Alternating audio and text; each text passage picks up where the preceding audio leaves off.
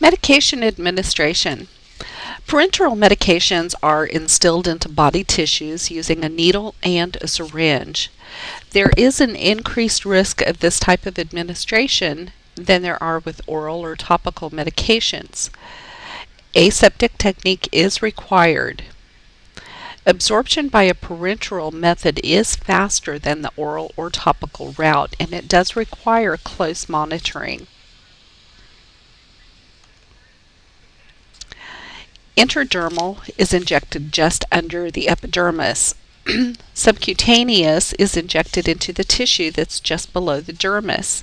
Intramuscular is injected into the muscles. You have to be skilled in the procedure to prevent complications from nerve injury, localized bleeding, tissue necrosis, and sterile abscesses. You also need to be familiar with the parts of a syringe: the plunger, the barrel, and the sterile tip. The barrel will have the dosage measurements on it. The syringe tip or shaft will connect to the hub of a needle. It can connect either by luer lock, in other words it screws on, or a slip tip. Some syringes, especially insulin syringes, will come with attached needles. Insulin syringes are designed for use with insulin only. The part of the syringe and needle that must be kept sterile is inside of the barrel, the plunger part that enters the barrel, and the tip of the barrel. The needle, of course, must also remain sterile. You also need to be familiar with the parts of a needle. You have the hub, which fits onto the syringe. The shaft connects to the hub, and the bevel, which is a slanted tip. When you're injecting medication, this bevel will create a narrow slit in the skin when it's injected into the tissue, and it will quickly close when the needle is removed. It helps prevent leakage of medication, blood, or serum. A short bevel tip is used for IV medications, and a long bevel tip is used for your injections that are subcutaneous or intramuscular. It's sharper and it's narrower. Again, some needles will be pre-attached to standard sized syringes. Some come packaged in individual sheaths to allow selection of a correct needle for a client. They are stainless steel and are disposable. And some needles will come equipped with a filter. You need to review facility policy as to filter needle use. But for example, one use of a filter needle would be when you have an ampule and you break the ampule. You want to use a filter needle to help prevent aspirating any microscopic pieces of glass into the medication. There are several different syringe sizes and needle lengths, and you need to choose the right size for the right job. You will always use the smallest syringe and needle size possible. Realize that tuberculin syringes are generally used for vaccines and skin tests. Again, different types of needles are available. The smaller the number, or the smaller the gauge, the smaller the needle diameter. No, I'm sorry. The smaller the number, it's right the way it's printed. Forget what I said. The smaller the number, the larger the needle diameter. So an 18 gauge is going to be much larger than a 25 gauge. You select needle gauge based on how thick the medication is, its viscosity, the type of injection you're giving, the client's size and weight, the tissue that you're going to be injecting into, and how developed and what are the size of the muscles that you're going to be injecting into. Never take off the needle cap with your teeth, and never recap your needles. If it is necessary to recap a needle, then you lay the cap on a flat surface and you slide the needle into the cap without holding on to the cap. Needle sticks are very common and you need to do everything you can to prevent them. Always engage a safety device if there is one with the syringe as soon as possible following use. And there's a lot of needleless systems out there that are available. When you're drawing up medication from a vial, you should change the needle after drawing up the medication so you have the sharpest needle possible. And always dispose of your needles appropriately into a sharps container. Always remember your rights of medication administration. If you follow those rights, you won't go wrong. A vial can be single dose or multi-dose. It may have powdered medication that requires fluid to be added to it to reconstitute it, and it may be a two-chambered vial that has the dry powder in one half, blocked by a stopper, and liquid in the other half. Vials can be glass or plastic, and they have a self-sealing rubber stopper that you insert the needle through to retrieve the medication. They have a cap that covers the stopper. Single use, of course, is one time only. Multi-dose can be used more than once, so it usually will have more than one dose in it. You label the vial when you open it with the date and the time, because those can only be open for a certain amount of time. Standard is 30 days, but go by your facility protocol. Understand that in the vial they usually have a little extra amount, so it's not the exact amount on or that is listed on the label. Make sure you always check your label contents so you know exactly what you're giving and the amount and the dosage.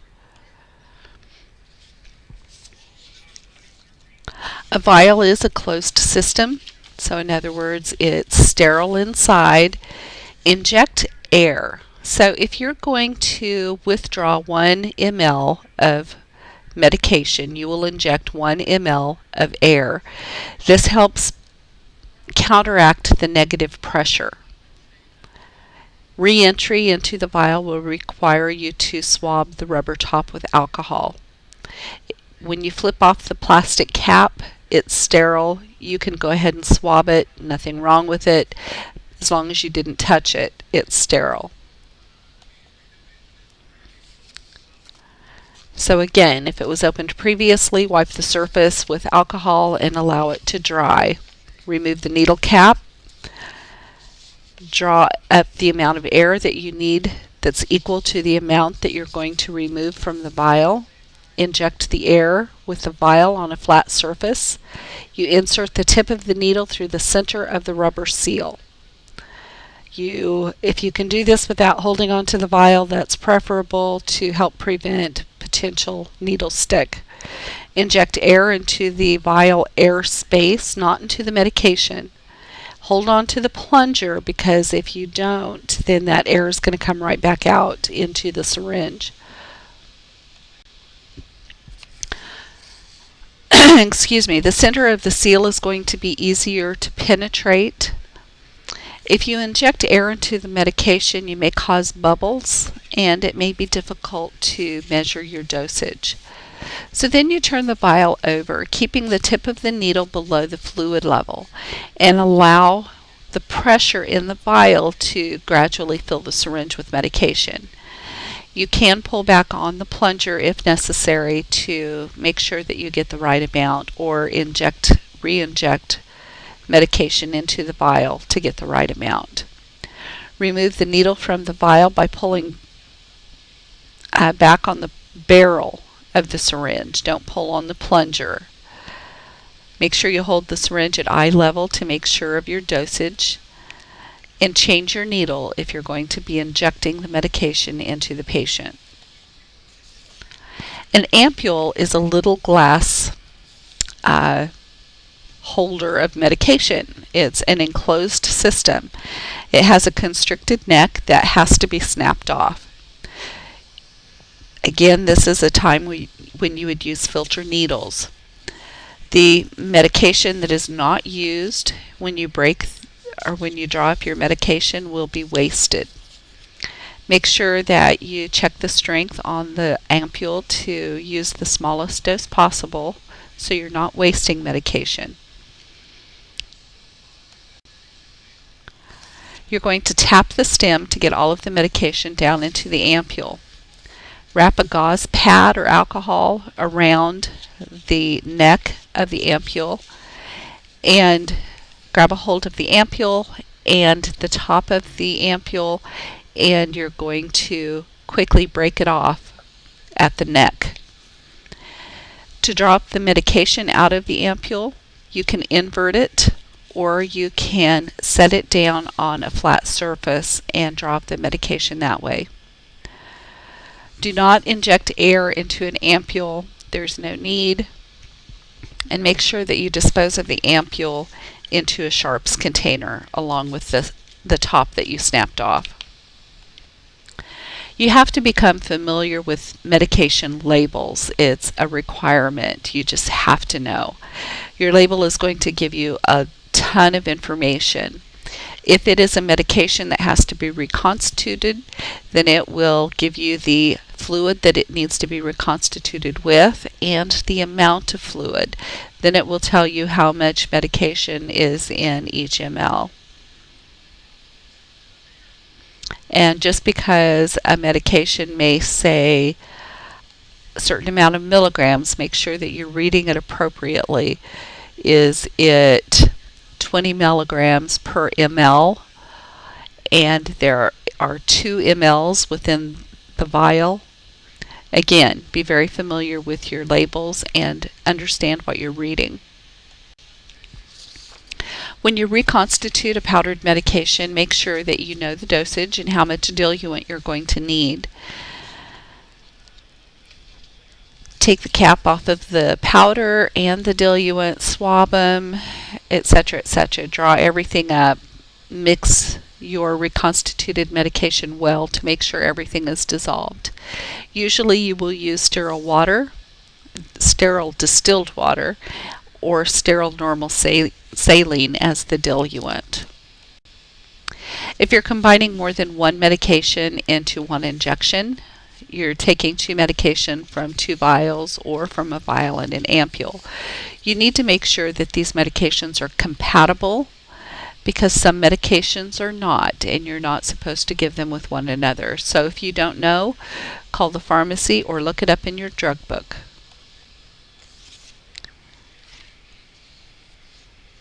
Again, medications that are incompatible can become cloudy or form precipitate, and you do not want to inject this into the patient.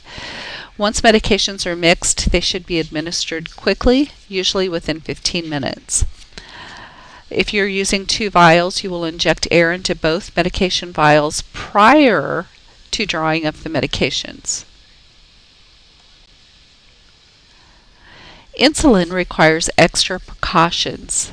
Make sure that you always use an insulin syringe. Do not contaminate regular insulin. If you're mixing insulins, you have to draw up regular first. Always rotate injection sites with insulin to avoid complications.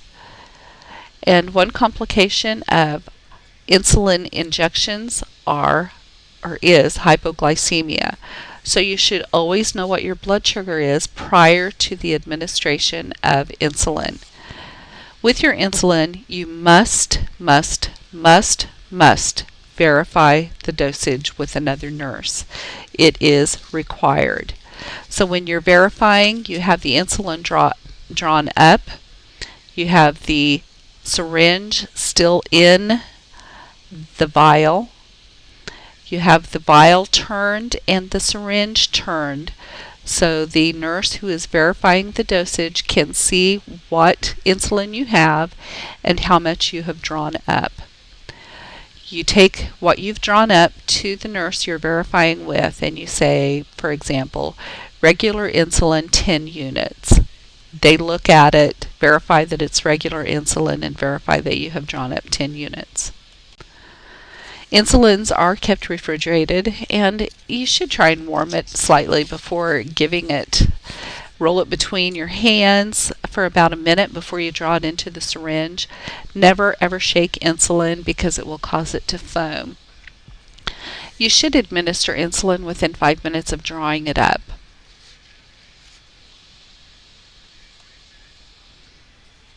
Regular insulins are rapid acting. They're clear. They can be given IV or sub-Q. Regular insulin is the only insulin that can be given intravenously. It can be mixed with any other type of insulin if ordered. Every other insulin will be cloudy. They add protein to it to slow absorption into the tissues. Regular insulin is always clear. NPH insulin is intermediate acting. If you're mixing insulins, you're going to always inject air into the cloudy or the modified first, equal to the dose. Then you inject it into the regular. You draw up the regular, then you draw up the modified insulin. Verify your dosage, of course. You always draw up the clear first. If there's two cloudy insulins, you can mix those in any sequence. Pre-filled cartridges. You can have a Tubex or a Carpuject, are the two most common. They have a syringe. They already have it closely measured. There's no needle attached. You can attach a needle to the syringe, or you can actually pop the end of the Carpuject off or the Tubex off, and you can draw the medication out with a needle.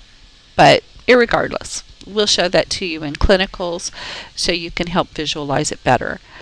And then you have the plastic sleeve that this part of a syringe goes into. That pre-filled cartridge, again, has medications. You insert it into the holder. That's reusable. Don't throw the holder away. Make sure you clear out excess air and have the appropriate dosage. Most of them are overfilled.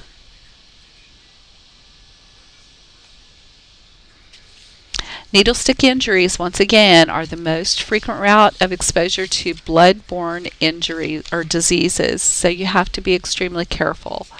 You are required to follow standards of practice and facility policies. You just have to. There's a variety of safety devices out there to help prevent needle sticks.